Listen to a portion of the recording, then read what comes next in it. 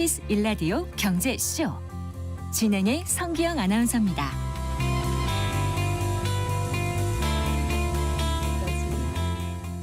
네, 4시 7분 향해 가고 있습니다. 트럼프 전 대통령의 당선을 지켜보면서 가장 속내가 복잡한 나라 하면은 아무래도 중국이 아닐까 싶습니다.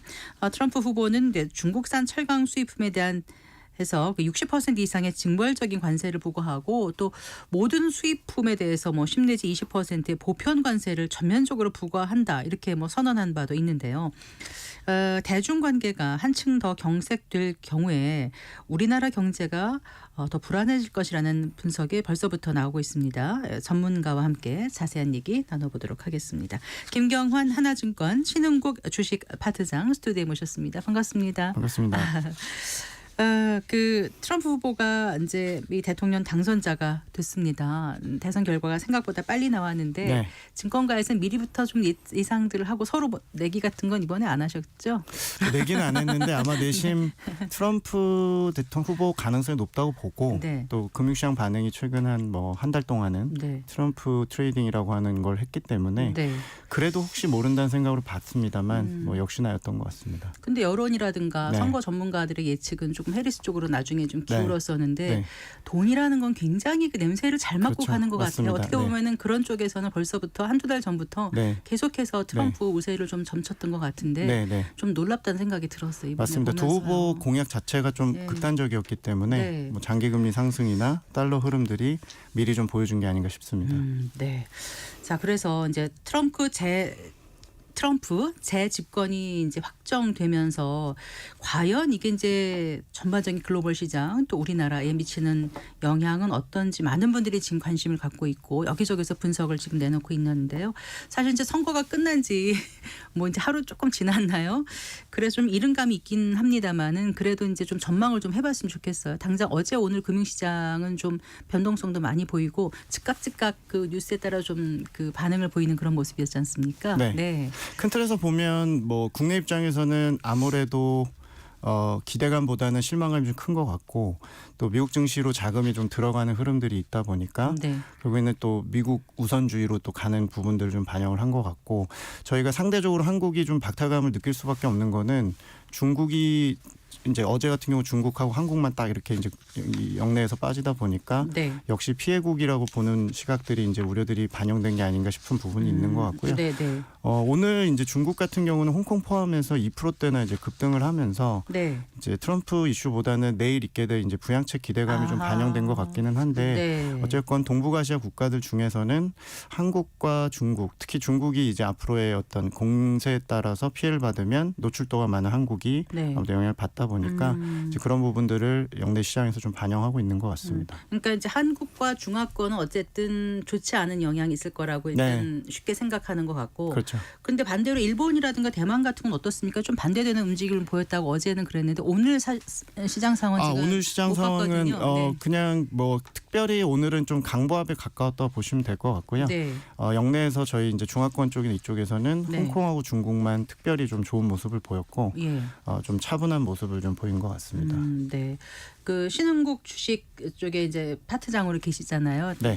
그 나라들을 좀 자세히 지켜봤을 텐데 네네. 어떻게 보십니까? 어떤 나라가 가장 지금 유리해졌다고 그냥 일단 생각하세요? 사실은 트럼프 이기 들어서서 사실 누가 적이고 누가 아군인지는 좀 사실 헷갈리는 상황이긴 한데 네. 저는 이제 중국 전문으로 이제 아세안 쪽까지 같이 지금 보고 있는 셈인데요. 네. 기본적으로 이 영내에서 좀 말씀을 좀 드리면 당연히 중국이 피해가 제일 클 것이고 네. 중국과 수출이나 여러 가지로 연결돼 있는 베트남 같은 국가들이나 네. 또 여러 가지로 좀 공유하고 있는 대만이나 대한민국이 네. 어쨌건 조금 더 피해 공급망 쪽에 피해 쪽에 좀 가깝지 않을까 싶고요. 네. 다만 이제 별도로 인도나 인도네시아처럼 각자의 내수나 각자의 스타일로 가는 국가들의 경우는 네. 신흥국 내에서 상대적으로는 조금 자유롭지 않느냐 이렇게 좀 보시면 될 것 같습니다. 어제 같은 경우 홍콩에서는 그 SMCI요, 그 슈퍼마이크로 컴퓨터는 많이 하락을 했고 반대로 대만에서 TSMC 같은 경우는 올랐다 이렇게 나오더라고요. 네. 그건 왜 엇갈린 반응을 보였을까요? 일단 시장에서 볼 때는 그 미국이 대만에 대한 스탠스, 그러니까 입장이나 이런 거에 대한 부분보다는 네. 기본적으로는 대만의 반도체 산업이나 이런 쪽이 조금 더 최근에 이제 저희 흐름상으로는 우위를 좀 가지고 있고 반도체에 대한 필수 부분이 미국 입장에서 또 필요한 부분이다 보니까 네. 좀 끼고 갈 수 있는 국가로 좀 보는 부분이 아닌가 싶습니다. 물론 뭐 단기 반응이라서 네. 저희가 아직 뭐 그래요. 크게 해석하기는 조금 어렵지 않나 싶습니다. 알겠습니다. 그럼 이제 하루 지났거든요. 그렇죠. 네네. 근데 무엇보다 말씀하신 그 아메리카 퍼스트 그 미국 우선주의 정책이 이제 트럼프의 재집권으로 더 강해질 거라는 거는 많은 사람들이 이제 네. 공감대를 갖고 있지 않습니까? 그리고 그게 또 중국을 향해서는 특히나 좀 강해질 것 같은데 그 실제로 그 공약들을 조금 더 살펴봤으면 좋겠습니다. 뭐 네. 개표하고 정신 없어가지고요. 네. 하나하나 짚어볼 네. 겨를이 없었어요. 네네. 네. 중국에 대해서는 기본적으로는 디커플링과 전략적 독립이라는 그 네. 입장을 갖고 있고 지난 1기 때 이제 4년 전에 확실하게 이제 좀 디커플링의 모습을 보였다면 지금은 네. 좀 더 고도화된 좀 더 분리되는 전략을 좀 극단적으로 좀 취할 것 같고 여러 가지 얘기를 했습니다만 기본적으로 가장 큰 건 뭐 이미 얘기가 나온 관세 관련해서 네. 슈퍼 관세죠. 거의 60%대. 지금 이미 양국의 관세가 평균 18%에서 20%인데 아, 네. 여기서 뭐 거의 60%대까지 만들겠다는 거는 네.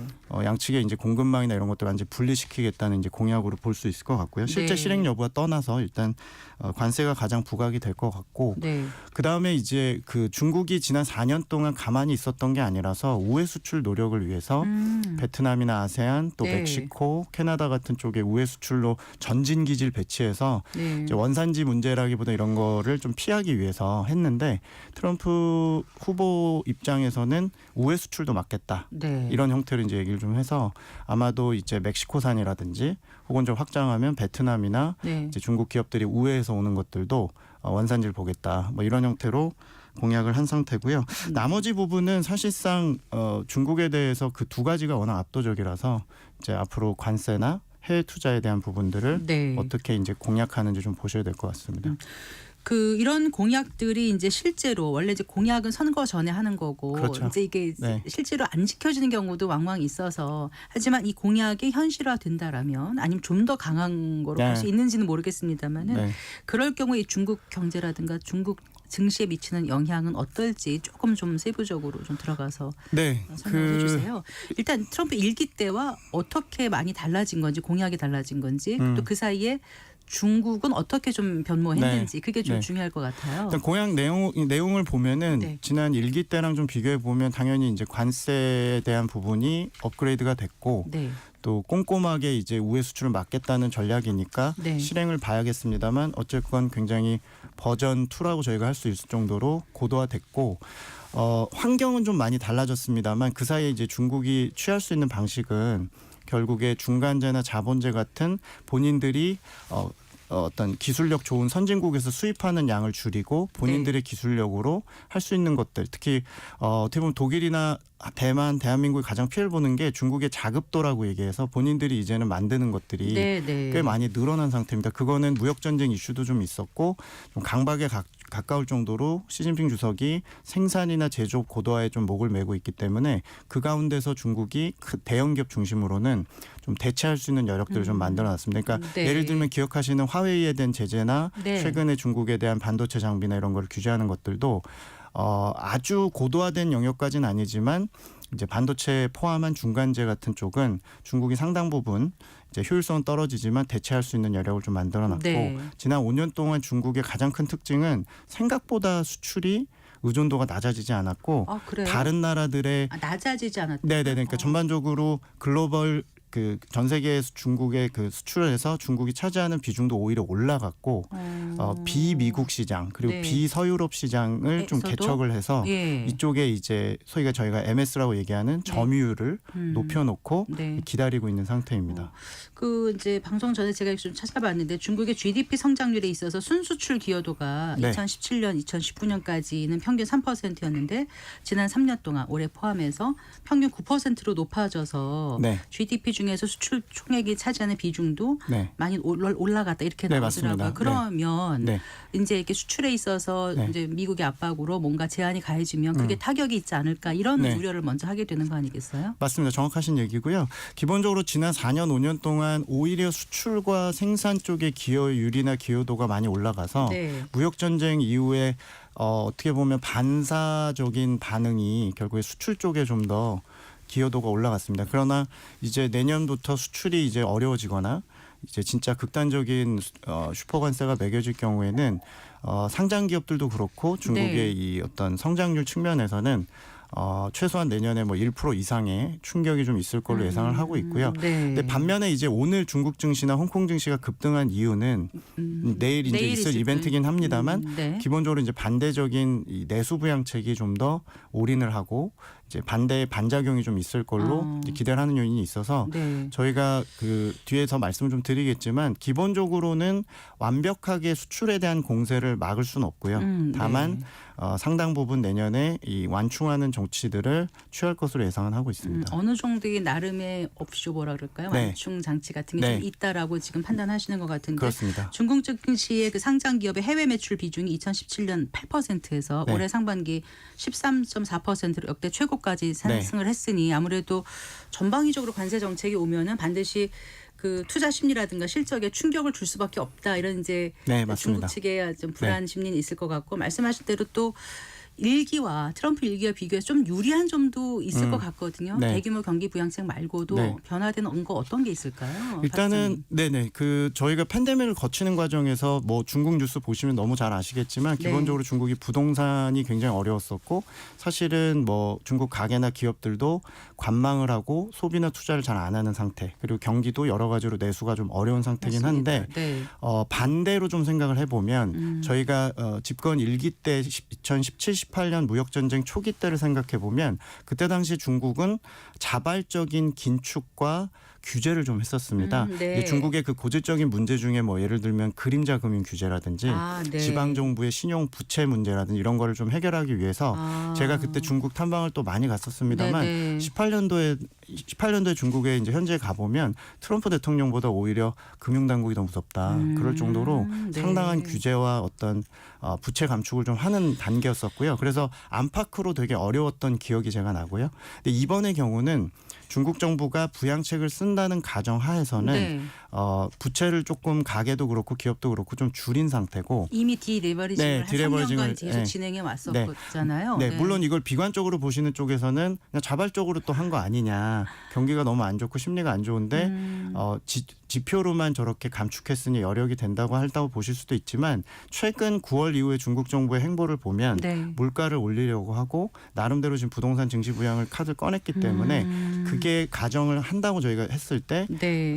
그때 일기에 비해서는 네. 좀 부담 없이 규제나 긴축 부담 없이 확장할 수 있다는 부분이 그때와 좀 차별점이라고 보시면 됩니다. 알겠습니다. 네. 그리고 말씀 계속 나왔습니다만은 이제 이번 주 4일부터였죠. 네. 예, 부터 그 8일 내일까지죠. 그 네. 경기 부양책 규모를 결정하는 그 전국 인민대표대 회의 상무위원회를 진행 중인데 이게 우리의 국회격이잖아요. 맞습니다. 전인대가. 정확합니다. 네. 네. 네. 어떤 게 나올 거로 시장에서 지금 기대를 하고 있습니까? 지금 시장 기대감이 사실은 좀 큰 편입니다. 근데 이제 아시겠지만 3월에 하는 전인대라는 이벤트는 이제 국회 성격으로 전체가 다 모이고 네. 이제 매년 이제 예산을 잡았는데 추경을 해야 되거나 필요성이 있을 때마다 10월 하순 혹은 네. 이번에 조금 늦어져서 11월 초에 이게 하게 되는 이벤트입니다. 그래서 상무위원회에서 이번에 결정할 내용들은 소위 말해 국회 비준이 필요한 전인대 비준이 필요한 내용들이 될 테고요. 두 네. 가지를 저희가 지켜보고 있습니다.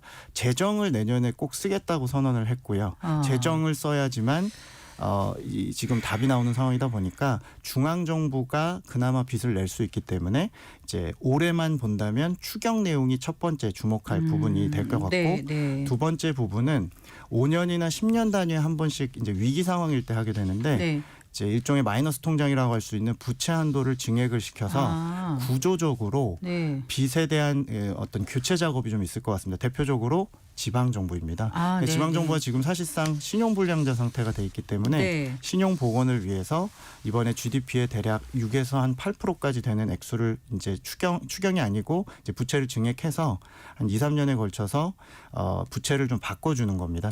이제 단기로 못 갚고 있다 보니까 장기로 바꿔주는 형태의 프로그램이 내일 두 그럼 번째 아까 말씀하신 주목할 상황입니다. 그림자 부채로 알려졌던 그 지방정부 자금 조달 기구를 통한 중국 지방정부 부채를 네. 지금보다 더 규모를 늘려주고 네. 한다는 말씀이세요? 그렇죠. 그러니까 지금 중국의 이제 경기 문제 중에서 네. 정부가 아무것도 지금 못하는 이유는 뭐 예를 들어 인프라 투자나 중국의 그 많은 공사들이 멈춰 있는 이유가 지방 정부가 이제 소위 말해 부동산이 안 좋아서 땅을 팔아서 이렇게 재정을 충당하고 했던 것들이 네. 3년 동안 마비가 되면서 예. 제가 표현이 좀 이렇게 드리면 그렇지만 좀 누워 있는 상태입니다.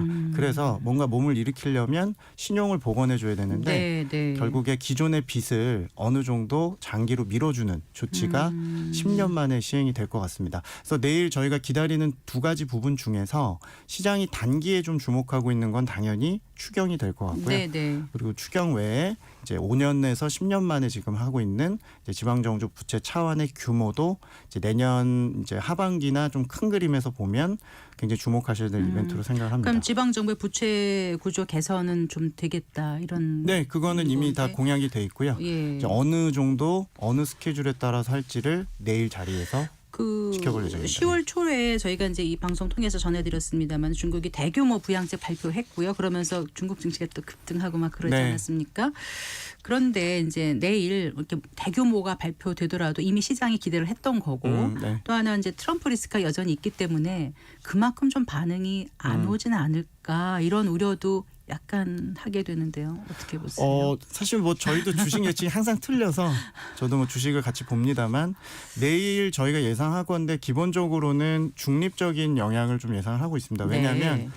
외국인들이나 저희가 볼 때 생각과 좀 다르게 중국은 소위 말해 좀 만만디스럽게 조금 더 차근차근 누적해가는 방식을 택할 것 같고 네. 또 어떻게 보면 트럼프 대통령이 이제 집권해서 실제 때릴 때 반작용으로 할 때라고 또 보실 수도 있기 때문에 지금 무리를 할까라는 또 의구심도 좀 있거든요. 그렇군요. 그래서 공식적으로는 네.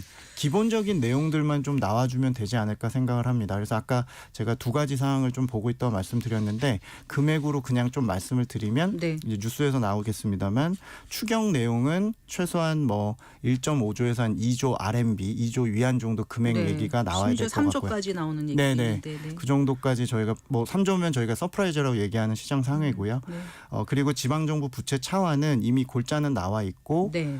2, 3년에 걸쳐서 매년 평균 3조에서 2조 RMB 정도 하겠다라고 그러니까 총액의 한 6조에서 9조 위안 정도 얘기가 나오면 시장이 이 정도는 지켜볼 만하다. 내년 3월 전인대까지 내년 것까지 좀 지켜볼 만하겠다라고 갈 것 같고요. 아마 지금 지적하신 10월 초에 그런 도깨비 같은 장세를 유도할 만한 네. 카드로 보기에는 이제 누적의 이제 한 퍼즐이라고 보시면 될 것 같고요. 네. 이번에 그 중국 증시가 거래 대금이 폭증하고 했던 것도 결국에는 증시 부양을 하겠다는 의지와 부동산 부양까지 다 패키지로 저희가 반영했던 부분이기 네, 때문에 네. 재정의 핵심은 맞습니다만 내일은 아마 그냥 차분하게 넘어가는 게 오히려 네. 좀 관전 포인트가 아닌가 싶습니다. 네, 일단 이제 내년 이제 트럼프 2기가 1월 20일인가부터 시작된다고 나오더라고요. 그럼 이제 중국은 내년부터는 글쎄요. 자국이 아무리 한다 그래도 이제 미국의 압박이 있으면 좀 거기에 대응하는 형식이 이제 주도적으로 끌어갈 수 없는 상황이라면 맞습니다. 차라리 내수 경기라든가 내부 승리 심리를 살린다든가 부동산 어떤 걸 좀 경기를 좀 살려가지고 네. 그렇게 경제를 좀 성장을 꾀하지 않을까 이런 생각도 드는데 어떻게 네. 보세요? 저희가 이제 그 이번 미 대선 전에 그냥 전망을 내버렸거든요. 그러셨어요? 어차피 시나리오 분석 이런 것보다는 네. 기본적인 저희 가정은 해리스 후보가 됐던 혹은 트럼프 대통령 누가 되든 간에 기본적으로 내년에 내부적인 요구에 의해서 소비와 부동산 부양 그리고 네. 또 증시를 또 나름대로의 카드로서 내수를 부양해야 된다는 그 명분은 굉장히 높았던 것 같습니다. 그러니까 지금 기본적으로는 누가 되더라도 단지 뭐 5% 올해 성장률 지키거나 내년에 트럼프 대통령 대비해서 부양하는 게 아니라 네. 기본적으로 최근 3년 동안의 중국의 그 구조적인 상황들 또 심각한 내수 침체 또 여러 가지 디플레이션 상황들 때문에 어차피 준비된 부분이었고요. 네. 이제 템포나 강도의 이 어떤 차이가 조금 있을 뿐이지 실제로 내년 연간으로 놓고 보면 거의 팬데믹 이후에 가장 적극적인 재정과 통화 완화는 불가피한 부분이었다라고 생각을 하고 있습니다. 네. 아까도 잠깐 언급하셨습니다마는 전기차라든가 반도체, AI 같은 부분에서도 이제 중국의 기술력이 굉장히 높아져 있지 않습니까? 과거와 달라져 있기 네. 때문에 이것도 아무리 지금 미국이 관세나 어떻게 얘기를 하더라도 좀 다른 변수가 되지 않을까 싶어요. 그래서 저는 내년에 일단 중국 그 규제라든지 이런 것들이 추가로 타격을 줄 만한 부분은 아닌 것 같습니다. 이미 뭐 배터리, 전기차 이런 거는 이제 수요의 문제고 네. 시장을 막아버리는 문제라서 이미 그들의 기술력이나 이런 것들은 이제 소위 저희가 얘기하는 굉장히 고급화된 반도체 쪽 제외하면 나머지 부분은 기술 견제는 네. 일기 때에 비해서는 그렇게 충격이 크진 않을 것 같고 네. 오히려 이제 내부적으로 중국이 보조금이나 이런 걸 좀 정리를 하고 신흥 지금 지적하신 신흥 제조업도 사실상 공급 과잉이 돼가고 있기 때문에 저희는 이제 좋게 말씀드리면 내부적으로 조금 심신을 한번 이렇게 좀 정리를 하고 구조 조정을 좀 하면서 키울 기업과 좀 속가낼 기업들을 좀 정리하는 대표적으로 태양광, 배터리, 네. 전기차, 또 일부 전자상거래 또 이런 기업들은 조금 정리를 하는 한 해가 될 거라고 좀 말씀을 드리고 네. 있습니다. 전반적으로 중국 시장에 대해서도 지금 말씀을 해주셨는데 미국의 관세 압박 이런 우선주의가 강화될 경우에 결국 그게 이제 우리 한국 경제에 우리 산업에 어떤 영향을 미칠지 끝으로 좀 전망을 해주신다면은요. 일단 저는 뭐 중국 차원에서 이렇게 좀 국내를 볼 수밖에 없는데 내년에 이제 관건은 중국이 4년 만에 내수가 그래도 바닥에서 좀 저점을 통과하고 소비라든지 이런 것들이 도느냐가 국내 입장에서는 꽤 힘이 되지 않을까 생각을 합니다. 물론 마이너스 요인이 훨씬 더 지금 큰 상황입니다만 기본적으로 이 부분은 다 저희가 시장에 좀 반영이 된 상태라서 네. 내년에 이제 플러스 요인이라고 조금 말씀을 드리면 믿기 어려우실 수도 있겠지만 기본적으로 중국 소비나 부동산 경기가 네. 더 내려갈 확률보다는 내수 부양에 의해서 좀 올라오는 부분들이 있기 때문에 네. 국내외 가격들이나 또 실제 직접적으로 저희가 중국에 파는 이런 제품들 이런 것들이 전체적으로 조금은 올해보다는 좀 상황이 의외로 더 나아질 가능성은 좀 있다라고 생각합니다. 그 대외경제정책연구원 보고서 보니까 미국이 주요국가의 관세를 부과하고 주요국이 이제 맞대응하는 최악의 시나리오가 온다라면은 우리 한국 수출이 최대 62조 원까지 감소할 수 있다 네. 이런 부정적인 뉴스를 봐가지고요 보고서를 좀 걱정을 하게 됐었는데 오늘 말씀 들어보니까 반드시 그렇지만은 않다는 생각도 좀 들어요. 물론 뭐 일단 마이너스 요인이 많긴 한데 일단 중국은 내년에 내수 쪽에서 어느 정도는 조금 플러스 요인이 되는 정도로 네. 저희가 조금 기대를 좀 하고 있습니다. 개인 투자자들은 그러면은 주식시장에는 어떻게 접근하면 좋을까요?